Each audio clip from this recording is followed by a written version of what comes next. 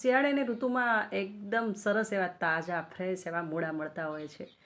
તો ખાસ કરીને મૂળાનું શાક તો દરેક ઘરમાં બને જ છે. તો પહેલાં તો આપણે એકદમ તાજા ફ્રેશ મૂળા લીધેલા છે, સાથે લીલા ફ્રેશ ધાણા પણ છે. તો પહેલાં તો આને એકદમ સરસ તાજા પાણી વોશ કરી લઈશું ને ત્યાર પછી જે વ્હાઈટ પાર્ટ છે એને એકદમ નાના નાના કટ લગાવી દઈશું. અને આ છે જે ડંઠલ છે એને પણ આપણે શાકમાં જ યુઝ કરીશું. તો ખૂબ જ હેલ્ધી અને ટેસ્ટી આ મૂળાનું શાક બને છે, અને ખાસ કરીને શિયાળામાં મળતી આ સબ્જી છે અને ખૂબ જ ટેસ્ટી લાગે છે. તો આજે આપણે આ મૂળાની રેસીપી શેર કરીશું. જો મૂળાના શાકની અંદર તમે આ પાન છે એ એડ કરવા માંગતા હોય તો કરી શકો, અથવા તો સ્કીપ પણ કરી શકો, અને વ્હાઈટ પાન પણ સ્કીપ કરી શકો. બંને અલગ અલગ પણ બનાવી શકો. મેં બંને સાથે બનાવ્યો છે. તો આ રીતે આપણે પાન છે બરાબર મૂળા ધોઈ સાફ કરી અને પાનને આ રીતે બારીક આપણે કટ કરી લઈશું. અને એ જ રીતે આપણે મૂળાને પણ કટ કરી લઈશું. તો મૂળા જ્યારે તમે કટિંગ કરો ને ત્યારે એકદમ નાના નાના પતલા પતલા પીસીસની અંદર કટ કરવાના છે, જેથી કરીને આ જે મૂળા છે એ પાનને ચડતા ઓછી વાર લાગે છે, અને મૂળા જે હોય છે એને ચડતા વધારે વાર લાગે છે. જો તમે મોટા કટિંગ કરશો તો ચડવામાં થોડી વાર લાગશે, કારણ કે આ શાક છે 4-5 મિનિટની અંદર બનતું શાક છે. હવે જો મોટું કટિંગ કર્યું હશે તો મૂળાને ચડતા થોડી વાર લાગશે. એટલા માટે એકદમ આ રીતે બારીક બારીક કટ કરી લેવું. અને ત્યાર પછી તમે મૂળાનું શાક તો ઘણી વખત બનાવ્યું જ હશે, પણ એક વખત જો મૂળાના શાકની અંદર ચણાની દાળ એડ કરશો ને તો એકદમ ટેસ્ટફુલ આ શાક બને છે. તો આજે આપણે જે શાક બનાવ્યું છે ને એમાં ચણાની દાળ એડ કરી છે. તો આ રીતે મૂળાના એકદમ બારીક બારીક આપણે કટકા કરી લઈશું. અને હા ફ્રેન્ડ્સ, તમને બધાને હેપી ન્યૂ યર. ઘણો ટાઈમથી આપણે લોકો મળ્યા નથી, તો આજે આ રેસીપી શેર કરી છે. તો જો તમને ગમે ને તો તમે પણ શેર કરી દેજો. અને હા, મારી ચેનલ પર જો નવા આવ્યા હોય તો સબસ્ક્રાઈબ પણ કરી લેજો. તો આ બારીક ટુકડા આપણે જે કર્યા છે મૂળાના એ, અને સાથે પાન બંને તૈયાર છે. હવે આપણે થોડા લીલા ફ્રેશ ધાણા પણ કટ કરી લઈશું. તો ધાણાનું પણ એકદમ બારીક કટિંગ કરીશું. તો આ ધાણાને એકદમ ડંઠલથી અલગ કરી અને બારીક કટ કરી લઈશું. ખૂબ જ ઓછા મસાલામાં અને એકદમ હેલ્ધી એવી આ રેસીપી છે. અને લગભગ બધાના ઘરમાં આ શાક તો અવશ્ય બનતું જ હોય છે. શિયાળાની ઋતુ હોય એટલે મૂળા એકદમ તાજા ફ્રેશ મળે છે. તો હા, તમે જે પાન છે એ પણ હટાવી શકો, અને જે વ્હાઈટ પાર્ટ છે એ પણ હટાવી શકો. બંનેનું અલગ અલગ શાક પણ કરી શકો. પણ આપણે અહીંયા ચણાની દાળ સાથે આ ત્રણેય કટિંગ થઈ ગયું છે. અને હવે આપણે ચણાની દાળ જોઈશું. તો ચણાની દાળ છે મેં 5 કલાક માટે પલાળીને રાખી હતી. જો એકદમ સરસ ચણાની દાળ પલળી ગઈ હશે ને તો આ શાક છે એની સાથે સાથે જ ચડી જશે, કારણ કે પાન છે અને બારીક કાપેલા મૂળા છે એ ફટાફટ કૂક થતા હોય છે. તો સાથે ચણાની દાળ જો બરાબર પલળેલી હશે ને તો ફટાફટ ચડી જશે. તો લંચમાં જો આ શાક બનાવવું હોય ને તો મોર્નિંગમાં દાળ અવશ્ય પલાળી દેવી, ને એ પણ ગરમ પાણીની અંદર, એટલે ફટાફટ જ કૂક થઈ જશે. અને હવે આમાં એક મરચી સ્પાઇસી એડ કરી દઈશું, અને સાથે આટલું લસણ. તો એને બંનેને આપણે બારીક બારીક કટ કરી લઈશું. પણ હા, તમે જો વધારે સ્પાઇસી ખાવા માંગતા હોય ને તો 2 મરચી આની અંદર એડ કરી શકો, કારણ કે આની અંદર આપણે જે ઘરનું જે લાલ મરચું હોય છે એ બિલકુલ એડ કર્યું નથી. માત્ર કાશ્મીરી મરચું જ મેં એડ કર્યું છે. એટલા માટે મેં અહીંયા 1 મરચી લીધી છે. 2 મરચી એડ કરશો તો પણ મીડિયમ સ્પાઇસી જ બનશે. હવે આ મરચી અને લસણને આ રીતે આપણે બારીક ટુકડાની અંદર કટ કરી લીધું છે. તો લગભગ આપણા બધું પ્રિપેરેશન તૈયાર છે.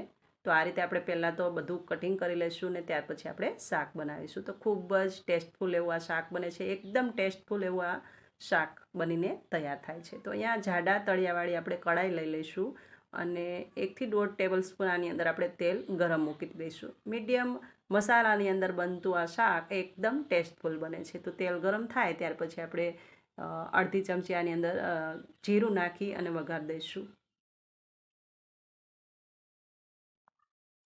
જાડા તળિયાવાળું વાસણ એટલા માટે કહું છું કે આ શાક છે એમાં પાણી આપણે બિલકુલ એડ નથી કરતા, જેથી કરીને એમ જ આપણે હલાવતા હલાવતા આ શાકને પૂરી રીતે કૂક કરવાનું હોય છે. એટલા માટે થોડું તેલ પણ આમાં વધારે પડશે, અને તળિયું જો જાડું હશે તો જે આપણું શાક છે એ દાઝશે પણ નહીં. એટલા માટે માત્ર 3 થી 4 મિનિટની અંદર આ શાક જો બરાબર કટિંગ કર્યું છે એકદમ બારીક તો ફટાફટ કૂક થઈ જશે. તો આ રીતે આપણું તેલ ગરમ થાય ને એટલે અડધી ચમચી આપણે જીરું એડ કરી દઈશું, અને સાથે જ આપણે થોડી હળદર પણ એડ કરી દઈશું અને હિંગ પણ એડ કરવી.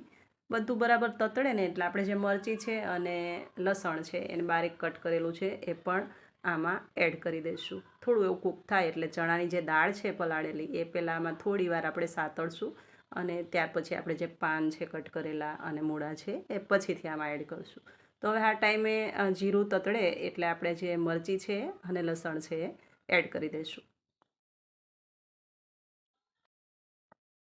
અને આ ટાઈમે મેં આ લસણ અને મરચી એડ કરી છે.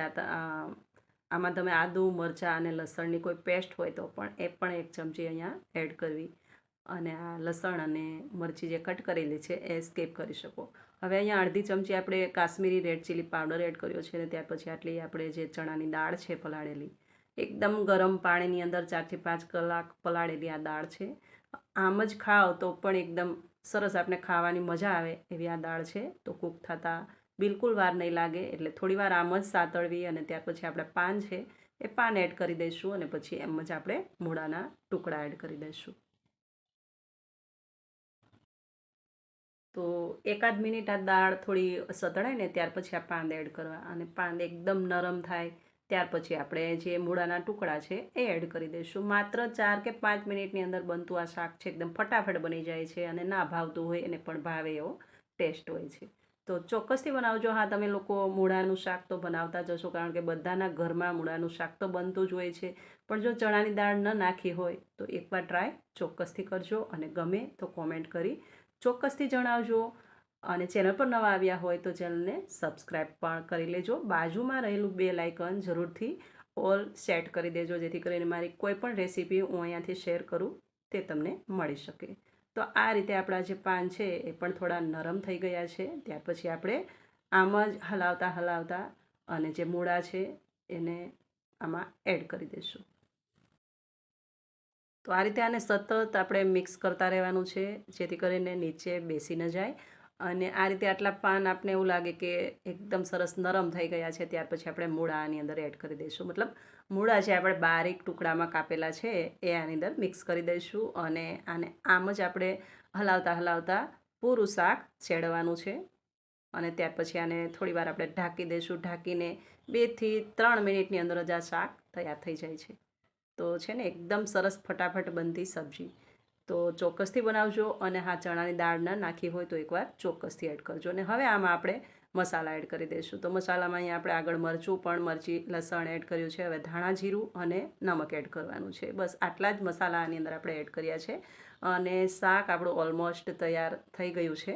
બસ થોડી જ વારમાં એકદમ સરસ કૂક થઈ જશે અને ત્યાર પછી આપણે જે ધાણા કાપ્યા એ પણ ઉપરથી આપણે એડ કરી દઈશું. તો એકદમ સુપર ટેસ્ટી અને એકદમ ઓછા સમયમાં બનતું આ શાક છે અને હેલ્ધી પણ છે.